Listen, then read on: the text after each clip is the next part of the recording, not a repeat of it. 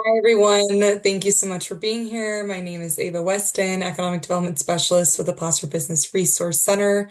Welcome to our Roadmap to Success series, Getting to Open webinar. So here's just a quick overview of our agenda today. First, my colleague Daniela Stepik and I will be providing a brief overview on the Placer Business Resource Center and the services that we offer. Then we'll turn it over to Sherry Casa from the Clerk Recorder's Office to guide us through the process for registering your fictitious business name. We'll then wrap up with a Q&A for anyone that has questions.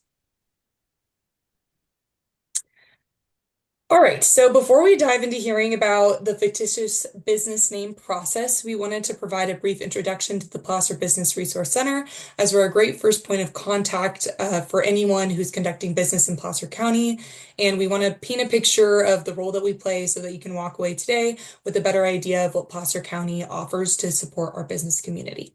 Next slide, please. So a little bit about us. We are the Placer Business Resource Center, or PBRC for short, and we are a program run out of the Placer County Office of Economic Development. We are here to support small businesses and to get them connected with the resources they need to succeed. We offer a range of services, all of which are completely free, to include webinars like these, one-on-one advising to address your unique needs, hiring assistance through our Business Advantage Network division, as well as navigating the world of licensing and permitting as we'll, so we're going to hear a little bit more about the fictitious business name process, which falls into that bucket today. So next slide, please.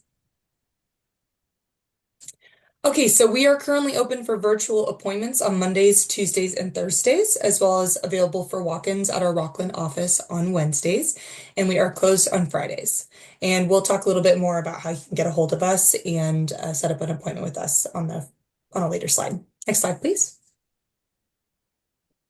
Okay, so now my colleague Daniela Stepik is going to provide a brief overview of the type of resources we can get you connected with. With so many resources out there, our job is to get you tailored advice on which are most useful based on your unique case. So please reach out to us so we can support you in figuring out which of these are most relevant to you. And but this is a great brief introduction into the wide range of partners and resources that we can get you connected with through the PBRC. Take it away, Daniela.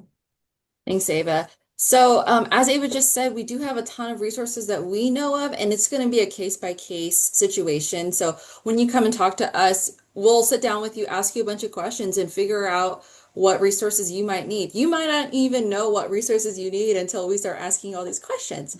So, on the next couple slides, we'll go through really quickly some of the resources that we can share for now.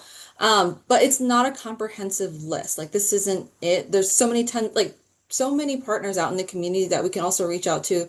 And we like to be in the business of, hey, if we don't know the answer to your question, we can find someone who will, or, we're there to support you and we're trying to get you to the right answer. So first off, we'll start off with business assistance.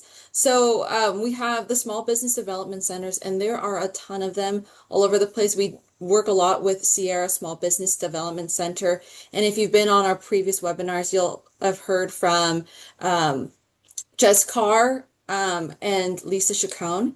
And they provide free advising for folks. So you just go on their website and spend a few minutes just setting up an account, and then they'll reach out to you, set up an intake call.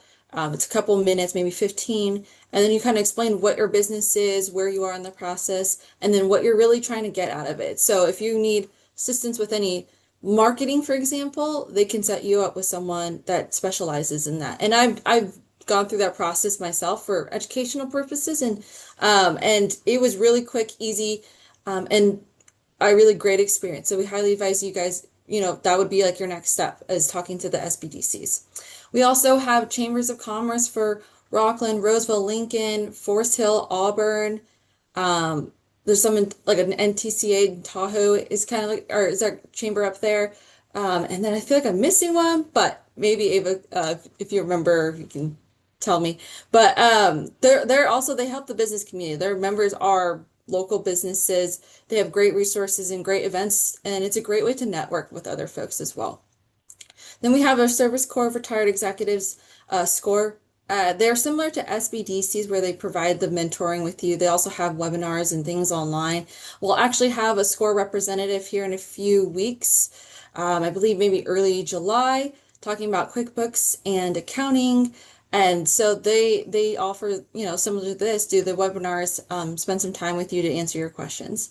And then we have the Small Business Administration as well that has great resources online too. One of which I like to look at the 10-step guide. So it breaks it down on like how to start a small business, 1, 2, 3, 4, 5, 6, 7, 8, 9, 10.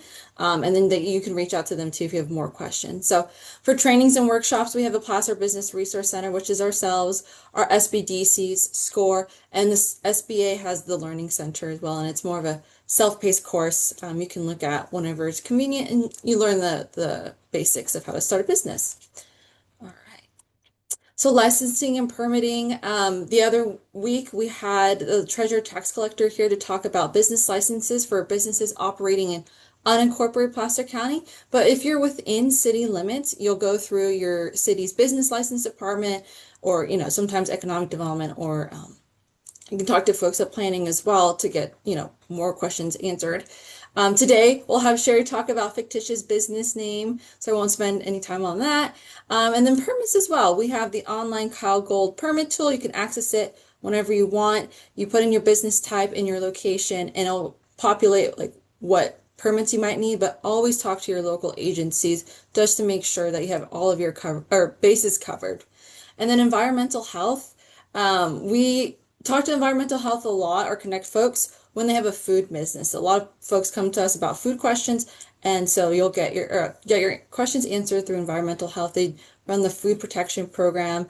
They can, and then I believe towards the end of or mid-June, we'll have environmental health on a webinar with us. So if you have a food business, feel free to come to that. All of our webinars are free, and you get some information and your questions answered live. So just general resources, look out there. There are a lot of entrepreneur support group things. So like NorCal Entrepreneur Club, you can find that online. The Entrepreneurial Development Group through the Roseville Area Chamber. I went to one of their events. I think they have them quarterly. And so it's just a group, intimate group, 15, 20 people talking about what, issues that they have or suggestions that they want to share. And it's a really cool group to just bounce ideas off of people. We also have the Growth Factory and the Roseville Venture Lab where you can like find space to like learn and connect with folks. And these are all great in just, our little community, but I'm sure there's others out there as well that we haven't heard of yet. So feel free to reach out to us if you're not sure who to get connected with. And then it's also good to like, meet other business owners or those starting out or even those far into, having an established business because I don't know about you guys, but I learned from others who have gone through the process who can help me walk through like all of my questions. So really lean into your network is what I like to say. Okay, so for funding, we have the SBDC, so Small Business Development Center Finance Center, where they have advisors you can get connected with to find some financing. They also have an online tool called Fundica. It's an inventory of government grants and loans, and it only takes a few minutes, and it's free to sign up for, so you can just input information, and then you'll be able to see like a host of them, of those government grants and loans. The California Office of the Small Business Advocate also has a page in addition to other resources outside of funding on their page. But there's a grant page. I don't believe there's any active funding right now, but take a look at it when you can, and they might even have a newsletter for you to like sign up and see if there's potential funding opportunities in the future. And then there's a small business administration loans, guaranteed loans. I know a lot of folks get scared when they see the word loan and they're just starting out. It's a huge commitment.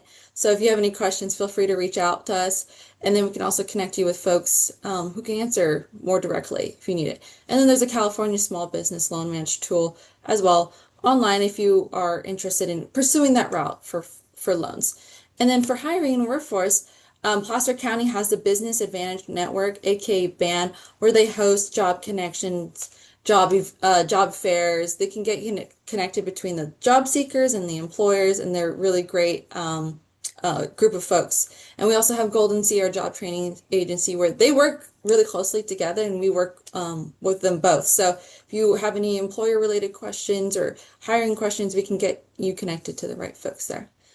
Um, okay. So just really quick, sorry, we have the upcoming webinar. So today is May 28th, so we'll have the fictitious business name. And then June 11th, we have the Whisking Up Business, a recipe for food operations success with Placer County's environmental health. And then June 25th, we'll have Business 101, how to write a winning business plan with a representative from the Small Business Administration. And then July 9th, we'll have the QuickBooks and accounting with the score folks. And we've been recording these webinars. We're taking out the Q&As at the very end, so feel free to speak however you want. And we're putting them on our website for the folks that missed this. And then some, people might not even know that Placer Business Resource Center exists. So they'll reach out to someone in a different office and they'll be like, oh, hey, yeah, did you see the recording? That might be super helpful for you to look at to answer any questions. Okay, so then we'll go to the next one. So feel free to stay connected with us, our phone number, our email, and I don't know why every single time I see the social media it gets messed up. Stay connected with us, and if you have any questions, we're here to help. Feel free to think of us as like a project liaison. So if you get stuck somewhere or there's something you don't understand what someone told you, ask us, and we can interpret or get clarification from that person or whatever department. We'll try to guide you guys as best we can. Okay, and then we also have some QR codes here.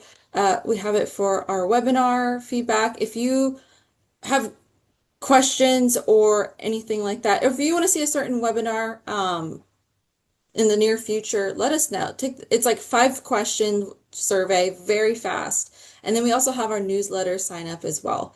So feel free, you can get the latest and greatest about economic development in Placer County. So events, grant opportunities, different things like that that we think are of interest to the business community. So feel free to sign up. So there we go. And then we have Sherry here today. Apologies, Sherry, I couldn't get to your bio really quick before, but I wanted to just hand it over to you if you want to tell us a little bit about yourself and then continue on your presentation. Just let me know when to go to the next slide. Absolutely. Thank you very much. Um, so about me, I work for the Placer County Clerk Recorder's Office, and I am a supervisor with that office, and I have been there for 27 years. So I've been there a really long time, love the office. It's all life events, and so it's really positive. We marry people, we do fictitious business names, people starting businesses, people buying properties, buying their first home. It's pretty exciting. Having their first baby, they need certified copies. So anyways, it's a great office. But I thank you for having me. And if you want to go ahead and we'll go ahead and get started.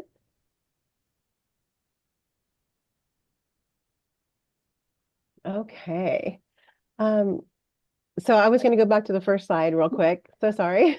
No problem. I should have said next. Okay. Let's see, where are we? Okay. We refer to the fictitious business name by its acronym FBN. That's what you will normally hear it referred to as. Some people refer to it as a DBA or doing business as license.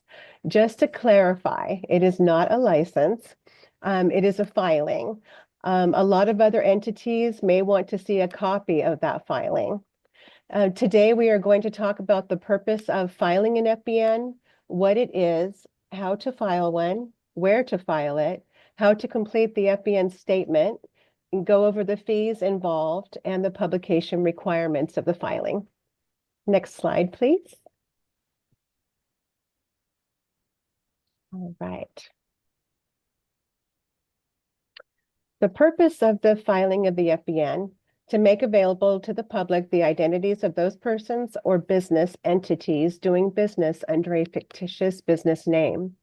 In addition to providing public notice, if you are opening a business checking account, then your bank will want to see your filed FBN.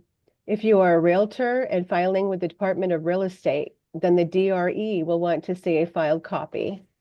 Some city business licensing departments will also want to see your filed FBN before they will issue you a business license. Next slide. The filing of an FBN statement is not an exclusive reservation of the name. Filing an FBN does not reserve the business name. However, it does seem to carry more weight when you are the first one to file the FBN in your county under that business name. Someone else can absolutely file an FBN using that business name that someone else is currently using in the county. Is this a conflict of interest? It can be. That is why we suggest to the customer that they may want to call and speak with that business owner first prior to filing the FBN. The county clerk cannot reject the filing just because the business name is already being used. Next slide. Before you file an FBN, we ask that you check our FBN index online to see if anyone else is using that name in Placer County. To check the index, you will need to go on to Placer County's website to do so. You will go on to placer.ca.gov, and then under departments, you will go to clerk recorder. You will click on property searches, log on as guest, accept the terms, then you'll search public records. When you click on fictitious business names, you will enter the name of your business in the name field and then click on search. And if you don't find any results, that's usually a good sign. If you do find someone doing business under your name, again, it could be a conflict of interest, but we are required by law to accept it if that's what you want to file. Next slide. What is a fictitious name? You are required to file an FBN if you are the owner of a business and your last name does not appear in the name of the business. For example, if the owner's name is John Smith and the business name is Handyman for You, the business name is made up, so it's not considered a fictitious name because the name does not appear, his last name does not appear in the name of the business. Next slide, please. Another instance would be the business name does include the owner's last name, but the name suggests the existence of additional owners. For example, the owner is John Smith. The business name is Smith Group, or it can be Smith and Company, Smith Brothers, or Smith and Sons. The name of this business implies there are others doing business with him. Therefore, he would be required to file an FBN. Next slide, please.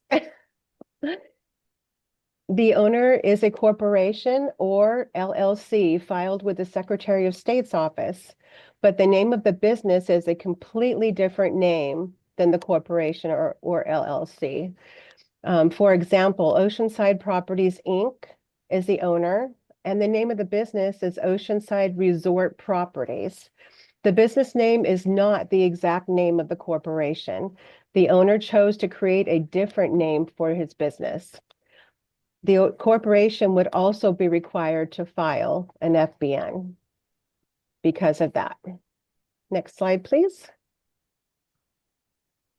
What is not considered a fictitious name? The last name is used in the name of the business, and the name itself does not imply there are others. So that would not be considered a fictitious business. If the owner is John Smith again, and he's doing business as Smith Supply, then it's not insinuating that there are others that are operating with him. So therefore, it's not considered fictitious. Another example would be the owner is ABC Supply Inc. and the business name is ABC Supply Inc. The name of the corporation is the same name as the business. So in these cases, the owner is not required to file an FBN. Next slide, please. Who else is not required to file an FBN? Nonprofit, corporations, organizations, associations. Nonprofits can be organizations like churches, labor unions, fraternal, and charitable organizations. They are not required to file a fictitious business name. Also, real estate investment trusts are not required by law to file a fictitious business name. Next slide. Be careful when choosing a name. No person shall adopt any fictitious business name which includes corporation, corp, inc., or LLC in the name of the business, unless they have filed papers with the Secretary of State's office to support that classification. So the appropriate paperwork has to be filed with the Secretary of State in order for you to claim that you are a corporation or an LLC. You can't just call yourself that. Any person who executes, files, or publishes any fictitious business name statement knowing that such statement is false, in whole or in part, is guilty of a misdemeanor, and upon conviction thereof shall be fined not to exceed $1,000 pursuant to the Business and Profession Codes. Next slide. Transacting business for profit. Every person who regularly transacts business in this state for profit under fictitious business name shall do all of the following. File a fictitious name statement no later than 40 days from the time the registrant commences to transact business. Any change of the facts of the original filing on a valid FBN requires that you file a new one. The only thing that can be changed on an FBN that doesn't require you to refile is the owner's address. Everything else is considered a material change and requires the refiling of an FBN. File a statement when refiling a fictitious business name statement. So when your FBN expires in 5 years, you are required to file a new one. If there is no change to the facts of the original filing and you are renewing on time within 40 days of the expiration date, then you will not have to publish it in the newspaper again when you renew your FBN. Next slide, please. First, at the clerk recorder's office, that is the location or in any county that you are doing business where you should file your fictitious business name statement. The clerk recorder's office. That is where the physical location of the business is located. That is the county that you will go to. Once this condition is met, you may file a fictitious business name in any other county in the state of California. This is considered a secondary filing, which requires you also to publish it in the newspaper. Even though it's a secondary filing, you still have to go through the entire requirements of filing a new FBN. And that usually affects people who do business in multiple counties, and they really want to have their business name known in that county, as well as the county the physical location was located in.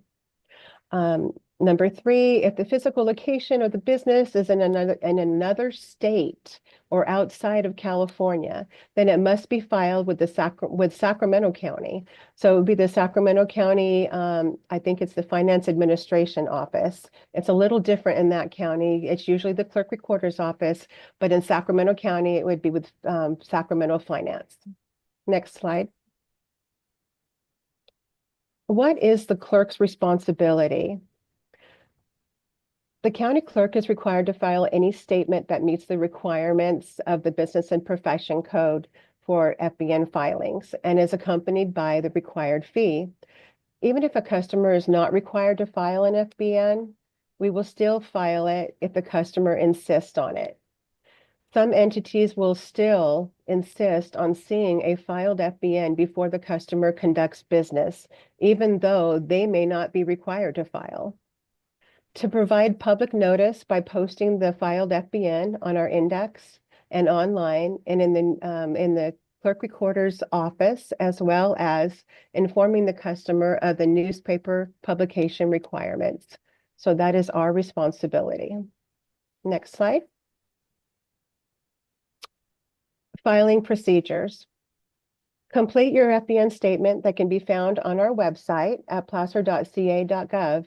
You can also search your business name on our FBN index found on the same page.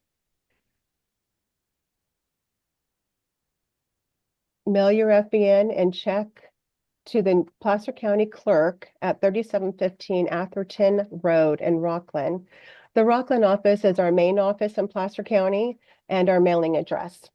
If you are mailing your FBN in for filing, some counties require that you submit an affidavit of identity that's been notarized along with your FBN statement.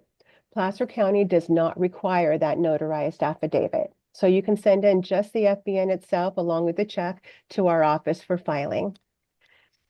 If you are coming into the office to file your FBN in person, you will need to furnish a government-issued ID. The registrant or an agent for the registrant must be the one to submit the filing at the counter. We accept cash, check, or card as payment. Next slide, please. How to complete your FBN statement. This is a copy of the FBN statement that you will be completing. I will walk you through each lined item now. The most common rejections of an FBN is that the form is not completed properly because it is sometimes difficult to understand how business is being conducted and who is required to sign on the FBN. So the first item that you want to enter in item number 1 is the name of your business. If you have more than one business name, we will allocate an area for 4 business names on the form itself. And then you will need to attach a sheet listing those additional names. You want that sheet to begin with the number 5 so that each business name is listed numerically. For item number 2, this is the physical location of the business. This must be a physical address. It cannot be a PO box. So we want the physical location of where that business is. Item number 3, you want to enter the registrant's name and address. The registrant is the name of the owner. This can be one name if you're filing as an individual. This can be 2 names if you are a married couple doing business. All general partner names if it is a general or limited partnership that owns the business. The name of the corporation or LLC if it is owned by a corporation or LLC, it would be the name of that corporation or LLC. The individual names of general partners if the owner is conducting business as co-partners, a joint venture, an unincorporated association, or a limited liability partnership. Both domestic partners named if it is a state or local registered domestic partnership, that's the owner, and individual names of each trustee if it's a trust that is filing as the owner. The address can be a physical address, or you may use a PO box for the owner's mailing address in this field. So this is the only address field that you can actually use a PO box or a physical in. Item number 4. Check off one box to show how business is being conducted. So this one, this is where most people have a difficult time. Just one second here, sorry. Okay, so if the owner of the business is one person, then only one name should appear. If they checked off an individual doing business, then we should only see one person's name listed in item number 4.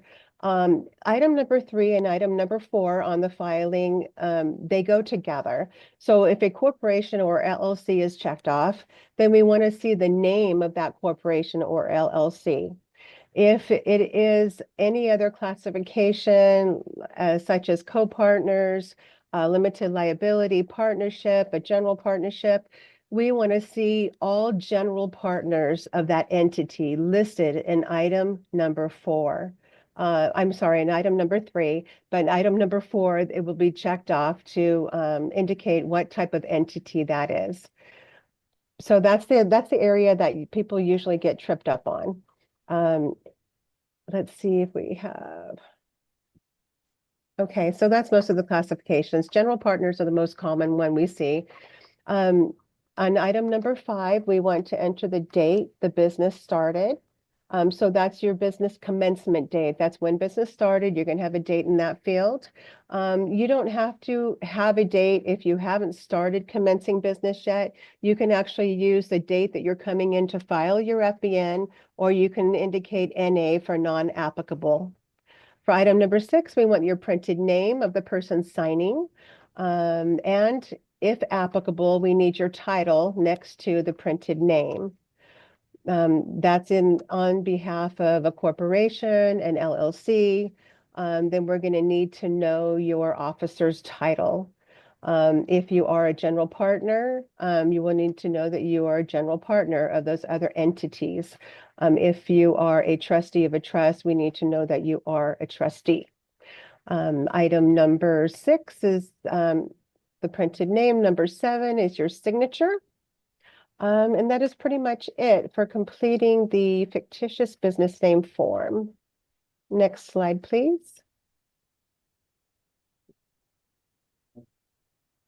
Multiple business names can appear on one filing if they share the same location and are owned by the same registrant. The owner of the business is referred to as the registrant on the FBN form. If the businesses have 2 different locations and are owned by a different registrant, then an individual FBN must be filed for each location in Placer County. Next slide, please. Filing fees, expiration, and publication. The filing fee for an FBN is $30. This includes the first business name and the first owner. For any additional names, whether it be business name or owner, it would be $5.50 for each additional name. The FBN expires every 5 years from the date of filing. You must renew your FBN every 5 years or within 40 days of any changes to the current filing. We will send you a reminder letter when it is due to expire. To renew, you will do the exact same process, except if you are renewing on time, then you will not have to publish it in the newspaper. Unless there is a change to the filing when it is considered a new filing, then you will need to publish it. You have up to 40 days after the expiration of a current FBN to renew, and you are required to publish your initial FBN in the newspaper. Next slide, please.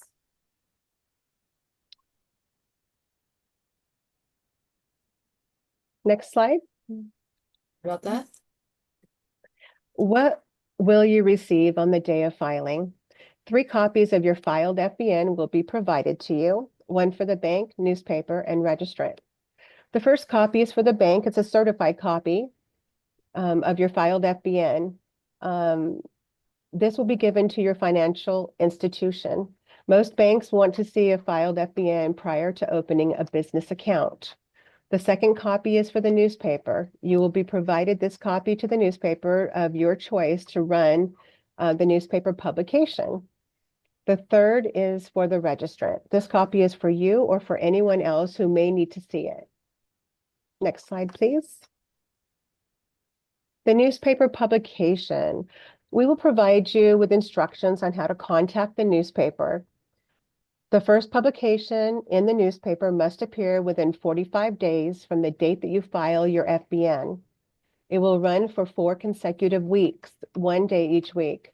Once the publication is complete, the newspaper will send the clerk recorder an electronic copy. The clerk recorder will electronically file it and post it to the matching FBN in our website. You may purchase a copy of the proof of publication for $2 from the clerk recorder's office. The newspaper will not automatically send you a copy of your proof of publication, but you can absolutely purchase a copy anytime from us. Next slide, please. Adjudicated newspapers in Placer County. So you have to run your publication in an adjudicated newspaper. An adjudicated newspaper is one where it is filed, they are on file, the newspaper's on file with the Superior Court in that county. So you have a limited number of newspapers that you can legally publish your FBN in. Let's see, Gold Country Media currently handles all of the FBN publications in Placer County. The publication must appear in an adjudicated newspaper in Placer County, one that is filed with Superior Court. To add or remove an adjudicated newspaper, the newspaper must file a petition with the Superior Court in that county. So it's really important that you do choose from the list of newspapers that we provide you and that you're going to be going through Gold Country Media. You just need to tell them which newspaper you want it to come out in.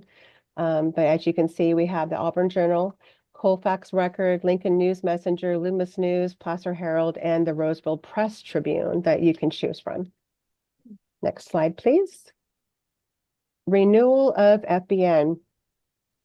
A renewal of FBN must be filed every 5 years from the last expiration date of the filing within 40 days from that date. So it can be 40 days after that expiration date. The customer used to have only 30 days, which made it really difficult for them to do their publication on time. So the law extended that to 40 days just in the last couple of years. The customer will automatically receive a system-generated reminder letter from the clerk recorder to let them know that they need to file their renewal. A renewal is done the same exact way as the initial FBN filing. The same form is submitted and the same fees are paid. The only exception is if they are renewing on time, they do not need to publish it in the newspaper again. If there is any change in facts from the original filing of the FBN, such as the business name, physical location, owner's name, or classification, then they must file a new FBN and publish it again in the newspaper. Next slide, please. FBN withdrawal. If the registrant named on the FBN are any of these classifications, general limited partnership, co-partners, joint venture, registered domestic partners, unincorporated association, or limited liability partnership, and an existing general partner no longer wants to be a partner, then a withdrawal of partnership may be filed with our office and must be published in the newspaper. This applies to any active FBN filing. A general partner withdrawing does not cause the existing FBN to expire. However, it could change how they are transacting business. For instance, they filed originally as co-partners, but now one partner is gone, and they can no longer be classified as co-partners because there's only one person operating the business. Therefore, they're required by the business and profession codes to file a new fictitious business name with their new classification. Next slide, please. FBN abandonment is filed when you are no longer doing business under that name. When an entity is no longer doing business under a fictitious business name that appears on an active FBN that was filed with the clerk recorder, then the registrant must file an abandonment of FBN with our office and have it published. An abandonment of FBN can be filed for all business names on the FBN or any number of business names on that filing. So if they're just abandoning use of one name, then they can do so by filing an abandonment, and those existing names on their existing FBN are still valid. But as soon as they stop transacting business under that name, they are required by the law to file an abandonment. Filing an abandonment for just one of the businesses does not cause the original FBN to expire. It is still valid for all of those existing names. The fee for an abandonment is based on the same fee as the original FBN that was filed. All names from the original filing must appear on the abandonment. The abandonment also requires publication, just like an FBN. Next slide, please. Oh, I guess that's it. So this concludes the presentation at this time, and All we right. would take any questions. Now I'll stop sharing really quick too. All right. So right now, if you guys want to go ahead and raise your hand, the raise your hand function is right in the middle of the screen towards the bottom. And then we can go ahead and unmute you if you have any questions. But I guess my first question to you, Sherry, is there's so many like documents out there that people need to fill out. So technically, if someone were to file an LLC, they want to do that first, then get a fictitious business name, and then get a business license. Correct. I'm not sure if our Placer County tax collector business licensing requires to see the fictitious first before you do the business licensing, but I know that all of the cities do require it for city Okay, business. So if they're in the incorporated area, then and they go through the city for business licensing, then they're going to want to see that filed FBN first. correct. Okay, great. Thank you for clarifying that. Of course. Great. Anyone else have a question in the audience? Okay, and I see a Q&A actually here. Oh, yeah. Yes, Gloria, I will promote you. Right.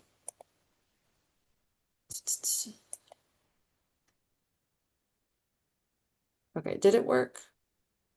Hey, Ava, do you mind promoting Gloria to panelist, please? So it should be sent. She just will need to accept Oh, and then rejoin. gotcha.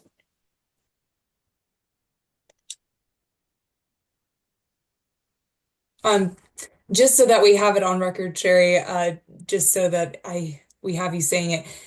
For those businesses that are doing business in the incorporated city, despite going through the city for their business license, they will go through the county for their fictitious business name, correct? Absolutely. And they should do that first. Yep. Mhm. Thank you. Gloria, you should be promoted now. You can take yourself off mute if you like.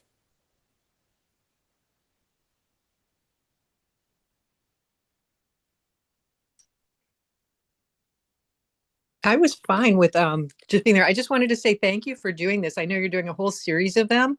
And I'd also like to say thank you to the clerk recorder's office for being such a great participant to help our Placer County businesses to learn all of these things. And I think the best part about this is the people who aren't able to join us during the day because they're too busy running their businesses or generating their business ideas, they'll be able to check these out later and get the information. So thank you. Thank you. Okay, so there's no other questions at this time, but feel free to ask Ava or and Sherry questions as you think of them. We'll send out an email after this webinar is over with the like recording when we get it put up on YouTube, and then a link to the page, and then just a friendly reminder that we do have more upcoming webinars over June and July. So feel free to sign up for those as well. But thank you again, Sherry, for your time. I learned a lot, and we get a lot of people asking about fictitious business names, and I was like, I know very high level, so I appreciate like, very thorough coverage of that topic today. Thank you. Thanks for having me. This is great. Yeah, I think it's a Thank you. great cause. So Thank hopefully you. this You, will Sherry. help. Yeah. It definitely will. All Thanks, right. Sherry. All All right. right. Okay. Have a great day. You You too. too. Thank you, everyone. Thank Bye-bye. you. Bye.